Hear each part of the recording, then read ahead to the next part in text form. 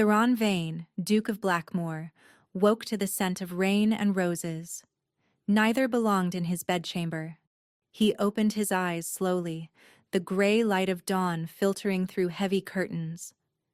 His head ached from the laudanum he'd taken the night before, a remedy for the headaches that plagued him after long rides. But the ache vanished the moment he turned his head and saw her. A woman lay in the chair beside his bed.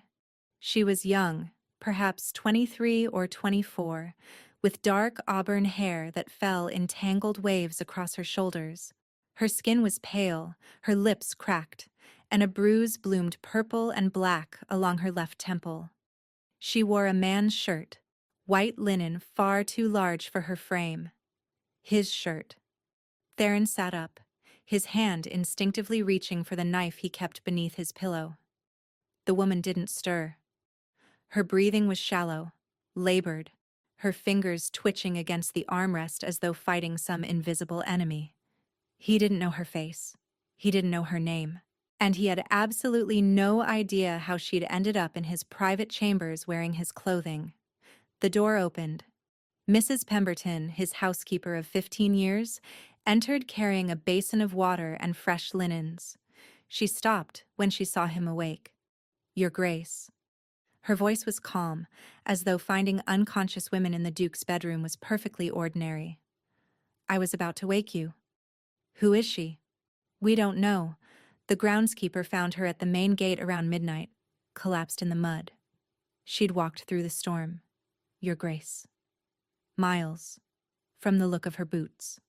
They were worn through to nothing. Theron looked at the woman again. Walked through the storm.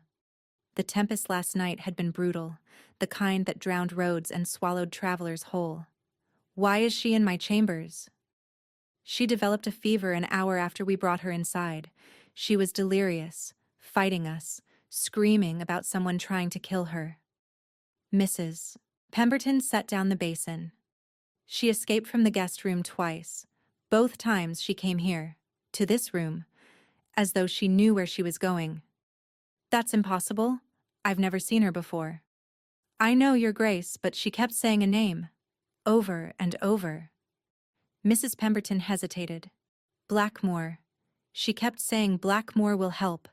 Blackmore will believe me." The words sent ice down Theron's spine. He rose from the bed, crossing to the chair where the woman lay. Up close, he could see more details. The scratches on her arms, defensive wounds from branches or thorns. The rope burns around her wrists, raw and angry. The way she clutched something in her right hand even in unconsciousness. Gently, he pried her fingers open. A ring. Gold, with a crest he recognized instantly, the Croft family seal. Theron's blood went cold. The Crofts. Lord Aldrich Croft and his son Hadrian, two of the most powerful men in the Eastern Territories. Publicly, they were respected philanthropists, patrons of hospitals and orphanages, beloved by society. Privately, Theron knew them to be something else entirely. Thieves, forgers, murderers who hid their crimes behind charity and charm. 5 years ago, the Crofts had stolen Ashworth Manor from Theron's family. His uncle had died suddenly, and within weeks, a new will had surfaced, leaving everything to Lord Croft. Theron had fought the claim for 2 years, but the documents were flawless, the witnesses unimpeachable. He'd lost. Not because the Crofts were innocent, but because he couldn't prove they were guilty. And now a woman wearing a Croft ring had appeared at his gates, battered and terrified, claiming Blackmore would believe her. Believe her about what? The woman's eyes fluttered open. They were green, the color of deep forest moss, and filled with absolute terror. "No," she whispered, her voice cracked and raw. "Please, don't send me back. Don't let him find me." "Who?" Theron knelt beside the chair, keeping his voice low, steady. "Who are you running from?" Her hand shot out, gripping his wrist with surprising strength. Her eyes locked onto his, desperate and wild. "Hadrian Croft," she breathed, He tried to kill me. He threw me from Ashworth Cliff because I found the truth. Her grip tightened. And if he learns I survived, he'll come for me again. She passed out before Theron could ask his next question. But it didn't matter. She'd said Ashworth, the estate the Crofts had stolen from his family. And she'd said she found the truth. Theron looked at the ring in his palm, then at the broken woman in his chair. He didn't know who she was. He didn't know what truth she'd found. But he intended to discover both before the day was done. The physician arrived within the hour. Dr. Whitcomb was a quiet man with steady hands and no patience for questions. He examined the woman thoroughly while Theron waited in the corridor, pacing like a caged animal. 3 cracked ribs, the doctor reported when he emerged. A dislocated shoulder, which I've reset. Lacerations consistent with a fall from significant height, likely into brambles or rough terrain. Rope burns suggest she was restrained before she escaped. He paused. Whoever did this wanted her dead, Your Grace. The fact that she walked miles through that storm with these injuries is nothing short of miraculous. Will she recover? If the fever breaks within 2 days, yes. If not. Dr. Whitcomb shook his head. I've done what I can. The rest is between her and God. After the doctor left, Theron returned to the bedchamber. Mrs. Pemberton had moved the woman to the bed, changed her into a proper nightgown, and cleaned the worst of the mud and blood from her hair. She looked younger now, more vulnerable, and somehow familiar. Theron studied her face, searching for recognition. The curve of her jaw, the slight upturn of her nose, the way her brow furrowed even in sleep, as though she were solving problems in her dreams. Then it struck him. He'd seen her portrait. 2 years ago, in the London papers. Miss Elowyn Fairfax, betrothed to Lord Hadrian Croft.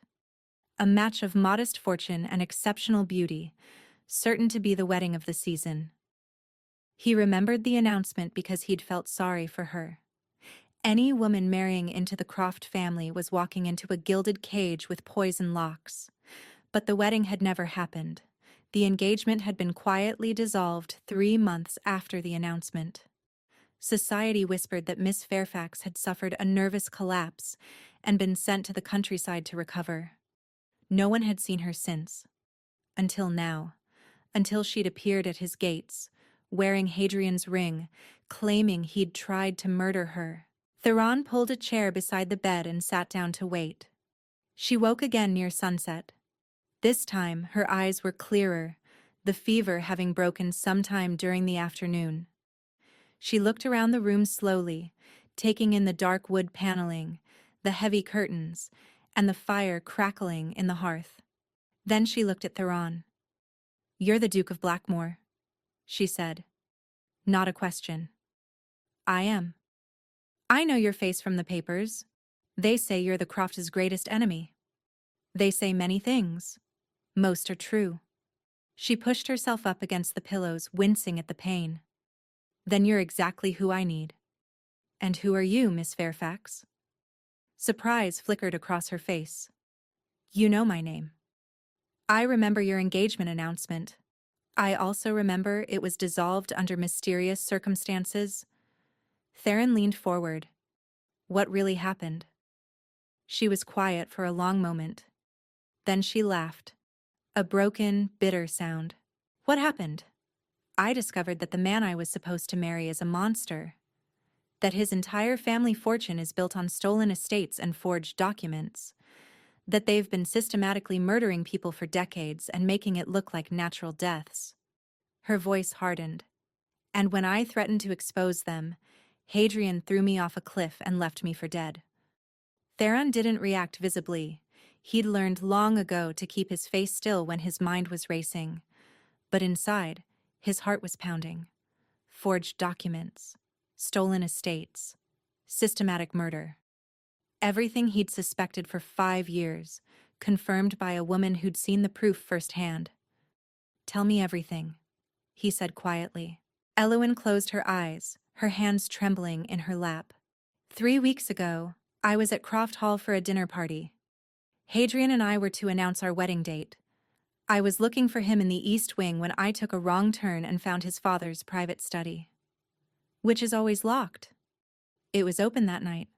Just a crack. I don't know why. She opened her eyes. I should have walked away. But something made me look inside. What did you find? A cabinet. Full of ledgers, correspondence, legal documents. Her voice dropped. I only had a few minutes. But what I saw? Lord Croft keeps records of every crime they've committed, every estate they've stolen, every death they've arranged. He writes it all down like a merchant keeping inventory. Theron's jaw tightened. Why would he keep such records? Insurance, I think, against his own partners, his own family. If anyone ever betrays him, he can destroy them too. Elowin met his gaze. Your family's estate was in there, Ashworth Manor. I saw the original will, the real one, signed by your uncle. And I saw the forgery they used to steal it from you. The words hit Theron like a physical blow. For 5 years he'd fought for proof. For 5 years he'd been told the Croft documents were legitimate, that his suspicions were grief and delusion. And now this woman was telling him the evidence existed, that it was sitting in Lord Croft's study, waiting to be found. Did you take anything? He asked. I couldn't. Hadrian came looking for me. I barely made it out of the study before he found me. She touched the bruise on her temple. But I made a mistake. I confronted him that night, demanded he make things right before I would marry him. You thought he'd listen to reason. I thought he loved me. Her laugh was hollow. He smiled, that charming smile I'd fallen in love with, and he said, You're very brave, Elowin, and very foolish. Theron recognized the pattern. The Crofts didn't argue, they eliminated. He waited 3 days, Elowin continued. Then he suggested a walk along the cliffs, a romantic gesture before the wedding. Her hands clenched. We were halfway up Ashworth Cliff when he grabbed me, told me I should have kept quiet, that he would have given me a good life if I'd just played my role. And then? He pushed me, over the edge. Her voice cracked. I don't know how I survived. There was a ledge, hidden by the rocks. I landed there instead of the water. When I woke, it was dark, and I could hear him above me, searching. He couldn't see me in the shadows, so he assumed I'd fallen all the way. He left you there. He left me there to die. But I didn't. Steel crept into her voice. I climbed down. I walked until I found a road. I stole a horse from a farm, rode until the horse collapsed, then walked some more. She looked at him. I came here because the papers say you hate the Crofts. Because I thought you'd be the one person in England who might believe me. Theron was silent for a long moment. Then he stood and walked to the window, looking out at the grounds of Blackmore Hall. The estate had been in his family for 400 years. It had survived wars, rebellions, and a dozen attempts by rivals to claim it. But Ashworth Manor was gone, stolen by thieves who smiled at charity balls and murdered behind closed doors. Until now. If I help you, he said slowly, what do you want in return? I want justice. For myself. For your family. For everyone the Crofts have destroyed. Elowin's voice strengthened. And I want Hadrian to know I survived. I want him to see me standing in a courtroom when his family's empire crumbles. Theron turned to face her. You understand what you're asking. The Crofts have powerful friends. They'll destroy your reputation, call you a madwoman, a scorned bride inventing lies. Let them try. They might try to kill you again. Then protect me. She met his gaze without flinching. Marry me. The word hung in the air between them. Marry you, Theron repeated. As your wife, I become untouchable. A duchess, beyond their reach. They can't discredit me without discrediting you, and no one would believe the Duke of Blackmore married a madwoman. She lifted her chin. I'm not asking for love. I'm asking for an alliance. You get the evidence you need to reclaim Ashworth and destroy the Crofts. I get protection and the chance to fight back. It was calculating. It was strategic. It was exactly the kind of proposal Theron would have made himself. He studied her for a long moment. This woman who'd been thrown from a cliff and walked through a storm to reach him. Who'd survived what should have killed her.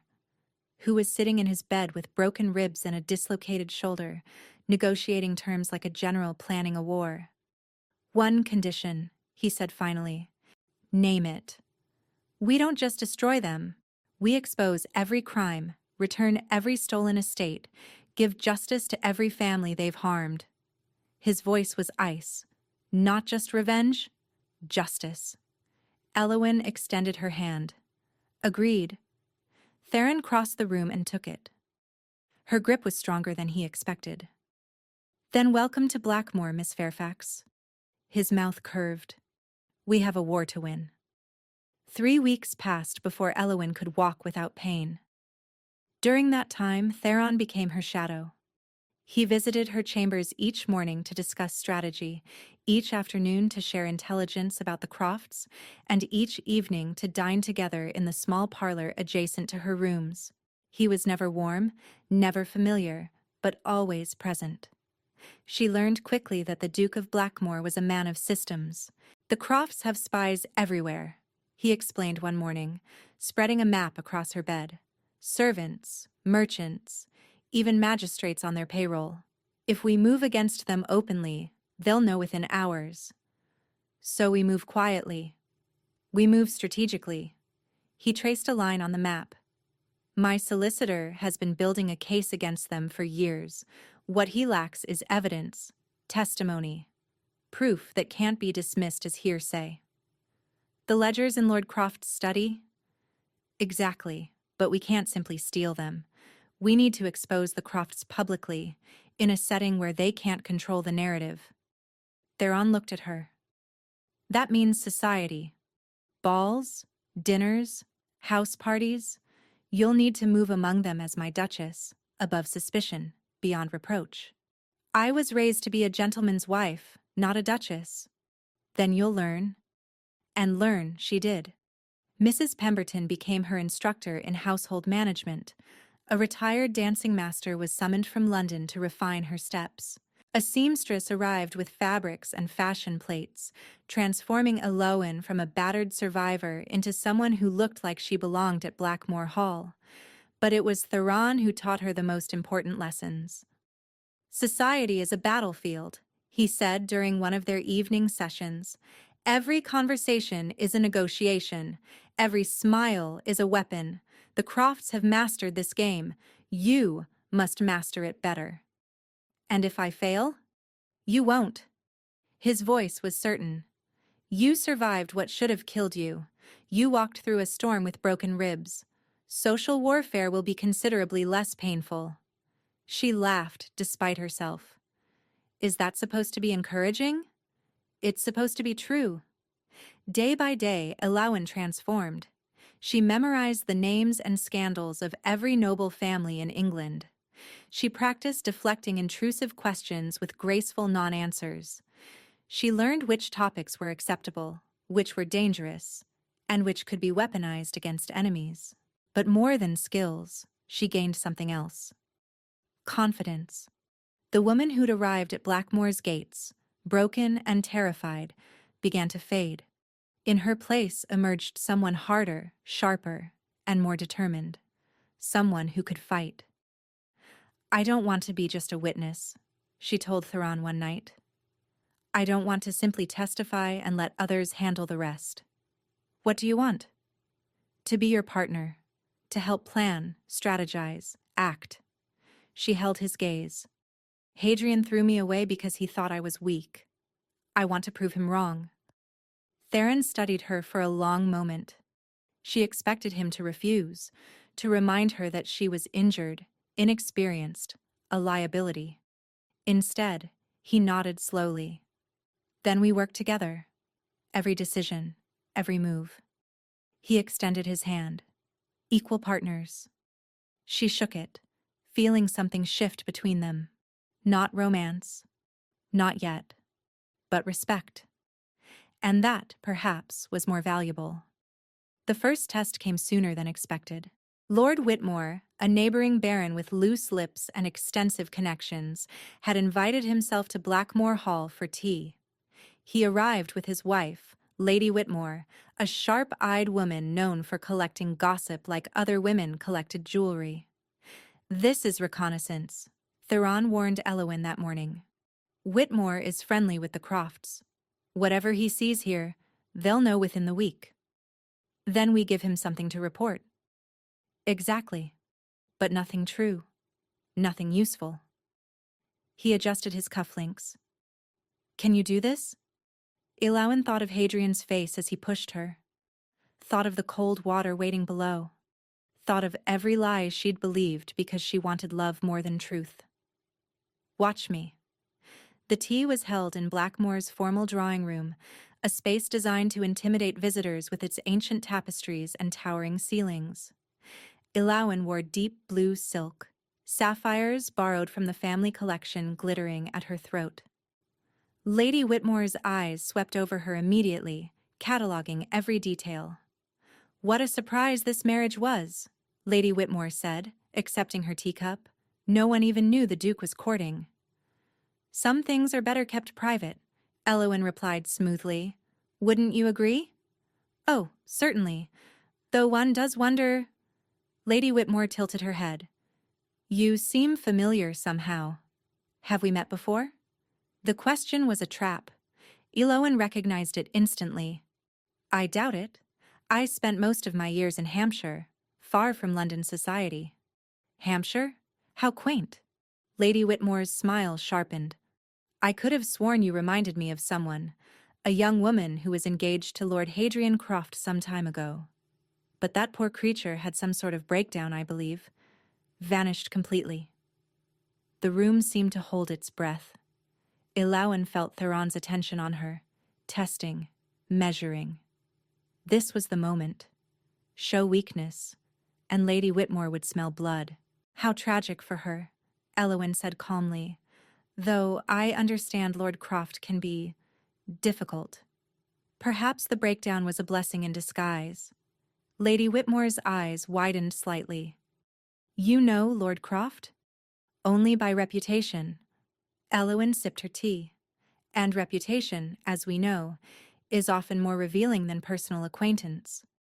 The implication hung in the air. Lady Whitmore glanced at her husband, uncertain how to proceed. The conversation shifted to safer topics after that.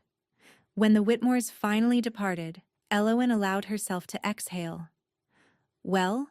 she asked Theron. "You implied the Crofts have secrets without making a direct accusation. You deflected suspicion while planting doubt." The ghost of a smile crossed his face. "Lady Whitmore will spend the next week wondering what you meant." "Is that good?" "That's excellent. The best rumors are the ones people invent themselves." Elowin felt warmth spread through her chest, not from the compliment but from the realization that she'd done it. She'd stepped onto the battlefield and held her ground. "The Crofts will hear about this," she said. "Yes, they'll know you're alive, that you're at Blackmore, that you're not afraid of them." Theron's expression hardened.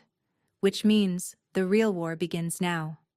The night before they were to leave for London, Elowin couldn't sleep. She wandered Blackmore Hall's corridors until she found herself in the library, a vast room lined with books that stretched toward the ceiling. A fire burned low in the hearth, and in its glow, she discovered she wasn't alone. Theron sat in a leather chair, a glass of whiskey in his hand, staring at the flames. "Can't sleep either?" she asked. "I never sleep well before battles." He gestured to the chair opposite. "Join me?" She sat, tucking her feet beneath her. The fire crackled between them, filling the silence. "Can I ask you something?" she said finally. "You can ask. I may not answer." "Why do you hate the Crofts so much? Beyond Ashworth? Beyond the forgery? There's something personal, isn't there?" Theron was quiet for so long she thought he wouldn't respond. "My mother," he said finally. "She died when I was 12.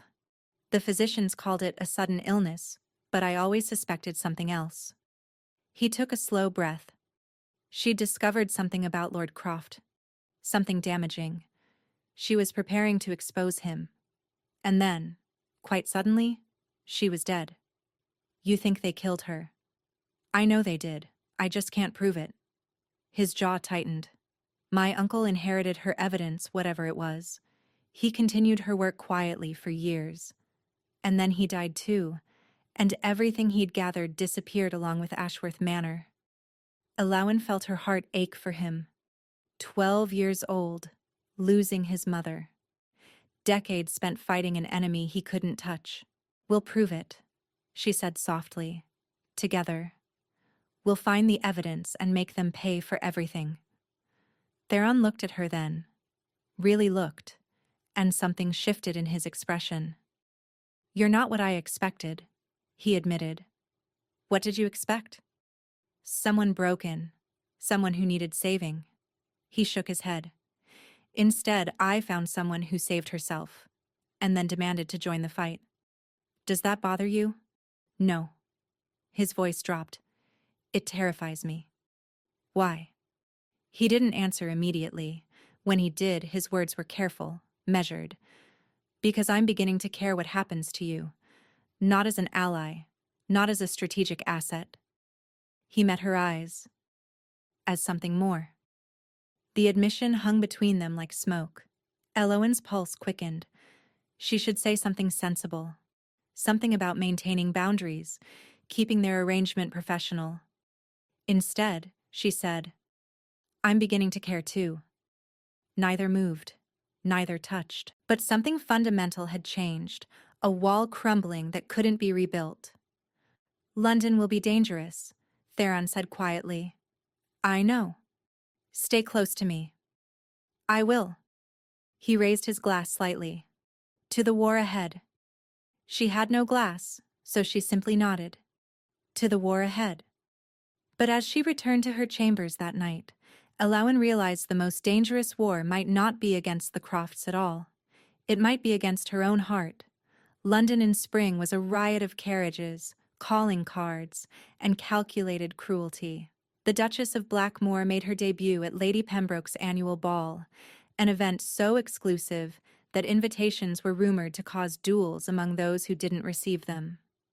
Alawan descended the grand staircase on Theron's arm, wearing ivory silk embroidered with silver thread.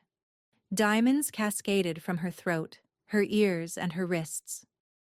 Every piece was from the Blackmore collection, centuries of wealth displayed on a woman society had never seen before. The whispers started immediately. Who is she?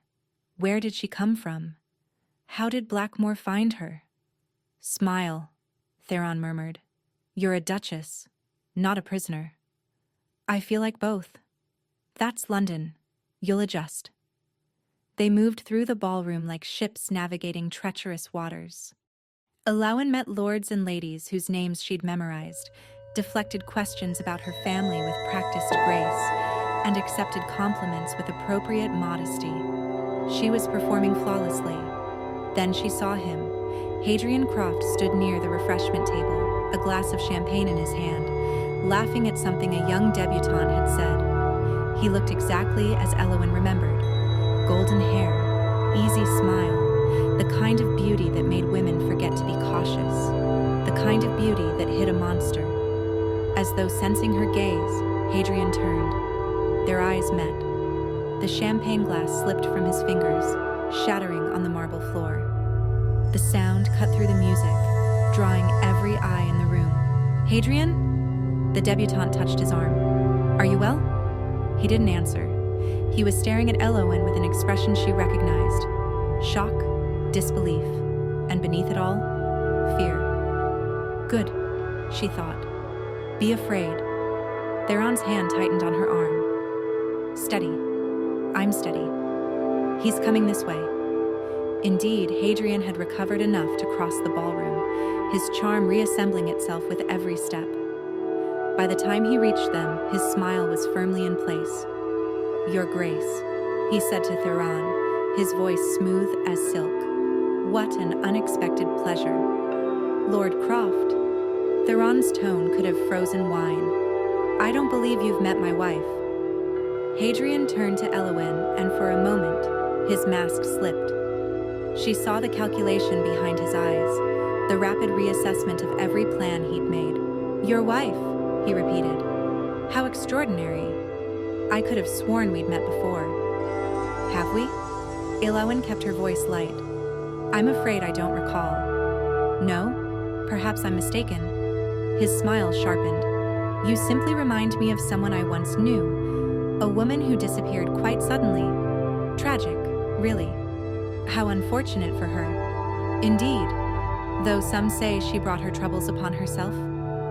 Hadrian leaned closer, dropping his voice. "Curiosity can be so dangerous, don't you think?" "I think," Elowin replied, "that the truth has a way of surfacing, no matter how deep some people try to bury it." The threat hung between them, invisible to everyone else but unmistakable to them both. Lady Pembroke appeared, breaking the tension. "Your Grace, I simply must introduce you to the Countess of Harrington. She's dying to meet the mysterious new Duchess." Elowin allowed herself to be led away, but she felt Hadrian's eyes on her back the entire time. He knew she was alive, that she was at Blackmore, that she was beyond his reach, and he was terrified. Later that night, in the carriage home, Theron broke the silence. "He'll move quickly now. He can't afford to wait." "I know. Are you frightened?" Elowin thought about it. The fear was there, certainly, lurking beneath the surface. But stronger than fear was something else. Anticipation. "No," she said. "I'm ready." They had been in London for a week when the attack came, not against Elowin directly, but against something far more vulnerable. A letter arrived at Blackmore House, their London residence, addressed to the Duchess in elegant script. Inside was a single page and a lock of dark hair. "Your younger sister has such lovely curls. It would be a shame if something happened to her. Perhaps you should reconsider your accusations before anyone else gets hurt." Elowin's hands shook as she read the words. Marguerite, her 14-year-old sister, living with their aunt in Cornwall. Sweet, innocent Marguerite, who knew nothing of Elowin's marriage, her survival, or the war she'd declared against the Crofts. Theron found her in the study, the letter crumpled in her fist.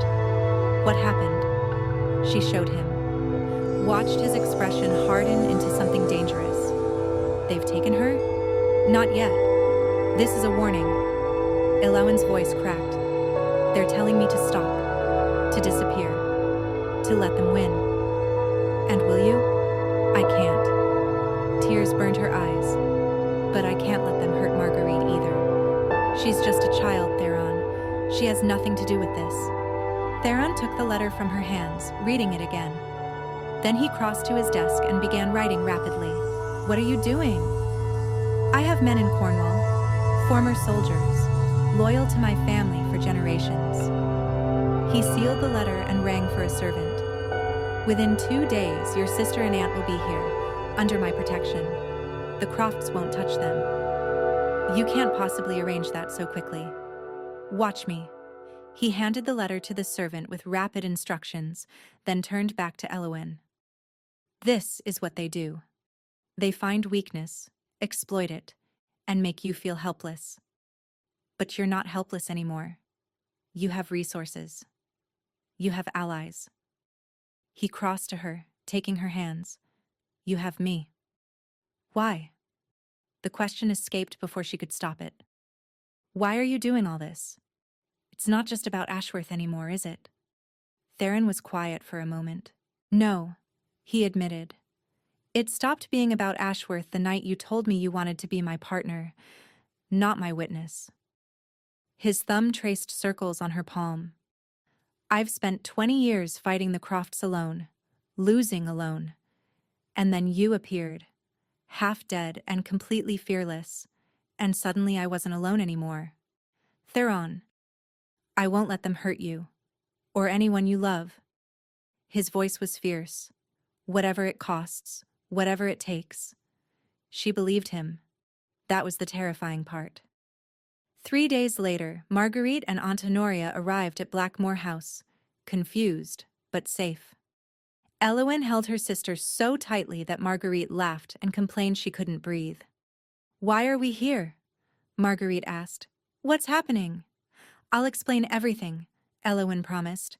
"But for now, just know that you're safe. And you're going to stay safe." That night, Theron found her in the library again. "Your family is secured. The Crofts can't use them against you anymore." "Thank you." The words felt inadequate. "I don't know how to repay you." "You can repay me by helping me destroy them." He sat beside her. "Lord Ashford is hosting a house party next week at Ashford Hall. All of London society will attend, including Lord Croft and Hadrian. It's our best opportunity to expose them publicly." "How?" "I have a contact inside Croft Hall, a servant willing to retrieve the ledgers in exchange for safe passage out of the country." Theron's eyes gleamed. "By the time we arrive at Ashford's party, we'll have the evidence we need. And if something goes wrong, then we improvise." He took her hand. "Together." Elowen looked at their joined hands, then at his face. "When this is over," she said quietly, "what happens to us?" "What do you want to happen?" She didn't have an answer. Or rather, she had one but was afraid to speak it. "Let's survive first," she said instead. "Then we'll figure out the rest." The night before they left for Ashford Hall, Elowen found herself on the balcony of Blackmore House, watching the London fog roll through the streets below. She heard Theron's footsteps before she saw him. "You should be resting," he said, joining her at the railing. "So should you." "I don't rest well before battles. You know that." She did know. She'd learned so many things about him over the past weeks. The way he took his tea. The books he read late at night. The way his jaw tightened when he was worried but didn't want to show it.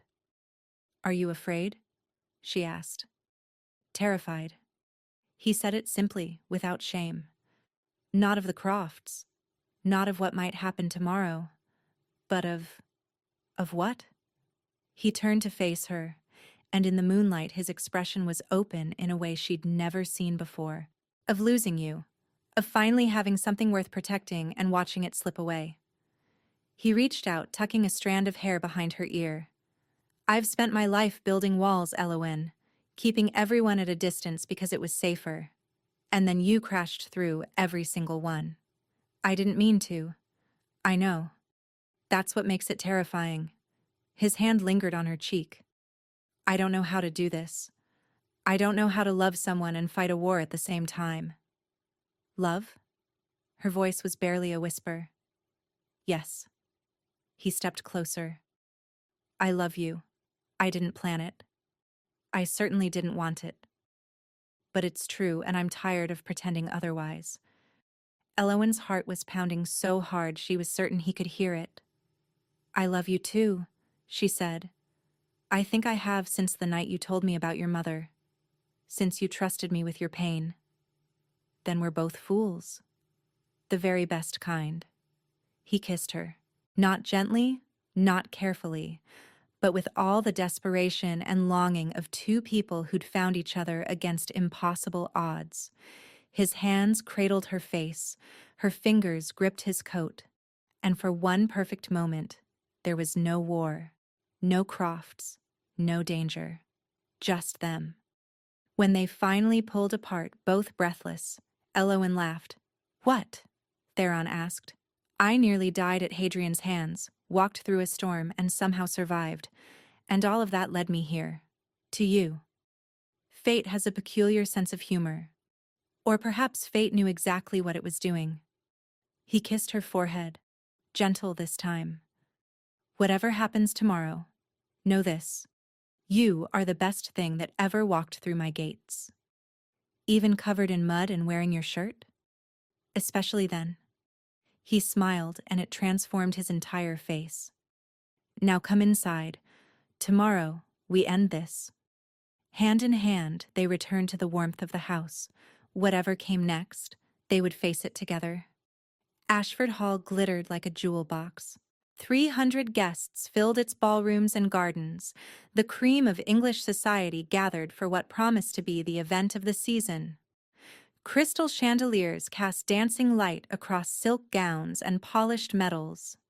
An orchestra played waltzes that masked 1,000 whispered conversations, and in the center of it all stood Elowin, Duchess of Blackmore, waiting for war. Theron had received word that morning. The ledgers were secured. His contact had delivered them to a solicitor in London, who was at this very moment preparing copies for the magistrate. All that remained was the confrontation. "They're here," Theron murmured, nodding toward the entrance. Lord Aldrich Croft entered first, silver-haired and distinguished, the picture of aristocratic dignity. Lady Croft followed, draped in emeralds. And behind them came Hadrian, his smile firmly in place, his eyes scanning the room. When his gaze found Elowin, the smile flickered. "Remember the plan," Theron said. "We let them make the first move. Let them expose themselves. And if they don't, they will. Lord Croft can't resist a confrontation when he thinks he's winning." As if on cue, Lord Croft began making his way toward them, parting the crowd like a ship through water.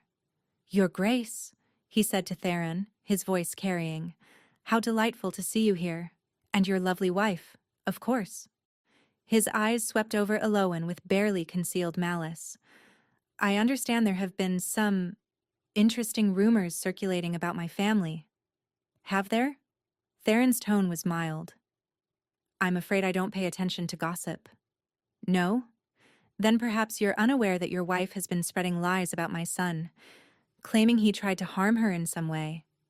The nearby guests fell silent, sensing blood in the water.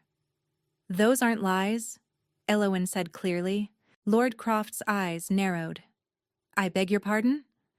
"I said those aren't lies." She stepped forward, her voice ringing through the ballroom. "Your son tried to murder me because I discovered that your family has been stealing estates and killing innocents for decades." Gasps rippled through the crowd. "This is outrageous," Hadrian sputtered. "She's clearly unstable. A woman scorned, inventing fantasies." "Am I?" Elowin turned to face the assembled guests. "Then explain the ledgers in your father's study, the ones that detail every forged will, every stolen property, every convenient death." Lord Croft's composure cracked. "There are no such ledgers." "Then you won't mind that they're currently in the hands of the London magistrate." Theron's voice was ice, along with testimony from 3 former servants, a signed confession from your bookkeeper, and documents proving you forged my uncle's will to steal Ashworth Manor. The silence that followed was absolute. Then chaos erupted. Lord Croft lunged toward Theron, fury replacing calculation. "You have no right. I have every right. You murdered my mother. You stole my family's estate. You tried to kill my wife." Theron didn't flinch. "And now everyone in this room knows what you are." "He's lying," Hadrian shouted. "They're both lying." "Then explain this." A new voice cut through the noise. Lady Ashford stepped forward, holding a sheaf of papers. "I received these documents this afternoon from the Duke's solicitor. They detail the theft of my late husband's estate by Lord Croft 15 years ago." Her voice shook with rage. "An estate I was told he'd lost through poor investment. And mine," Lord Thornton called from across the room. "The Brighton properties my father supposedly gambled away." "And mine," another voice added. "And mine." One by one, victims of the Croft family stepped forward, their accusations filling the air like thunder. Years of suspicion, years of whispered doubts, suddenly given voice. Lord Croft's face went gray. Lady Croft clutched her husband's arm, her composure shattered. And Hadrian ran. He made it 3 steps before 2 footmen blocked his path. Magistrates' men in disguise, waiting for exactly this moment. "Hadrian Croft," one of them announced, You are under arrest for attempted murder, fraud, and conspiracy. You can't do this. Hadrian struggled against their grip. Do you know who I am? Yes. Elowen stepped toward him, and for the first time, she allowed herself to smile. You're the man who left me for dead, and now you're going to prison, where you'll have plenty of time to regret it.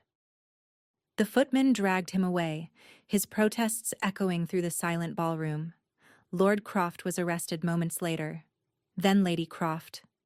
The party had transformed into something else entirely. Justice. Long delayed. Finally delivered. Through it all, Theron stood beside Elowen, their hands intertwined. It's over, she breathed. The Crofts are finished. But this? He lifted their joined hands. This is just beginning. They didn't return to Blackmore House that night. Instead, Theron arranged for a private suite at an inn outside London, away from the chaos and questions that would inevitably follow. Elowen sat by the fire, still in her ball gown, watching the flames dance. The adrenaline was fading, leaving exhaustion and something else in its wake. Relief. Bone-deep, overwhelming relief. Theron knelt before her, taking her hands. How do you feel? I don't know. She laughed shakily. Free, I think. For the first time in months. You were magnificent tonight. Standing up to them in front of everyone, refusing to be silenced. His eyes were soft. I've never been prouder of anyone. I couldn't have done it without you. You could have. You would have found another way. He kissed her knuckles. That's who you are, Elowen. A survivor. A fighter. The bravest woman I've ever known. Tears pricked her eyes. Don't make me cry. I've been strong all night. Then be soft now. You've earned it.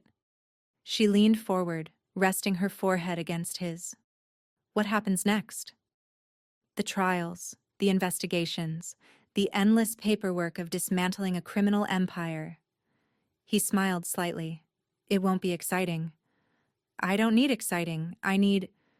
She paused, searching for the right word. I need peace, and home, and you. You have all three. He cupped her face.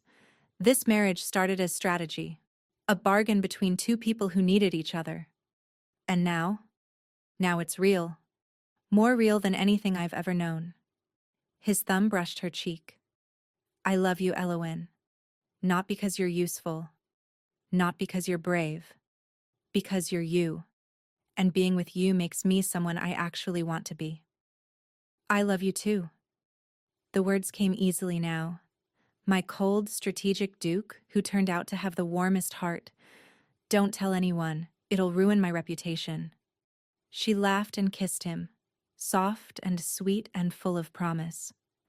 Take me home, she whispered against his lips. Take me to Blackmore. Always.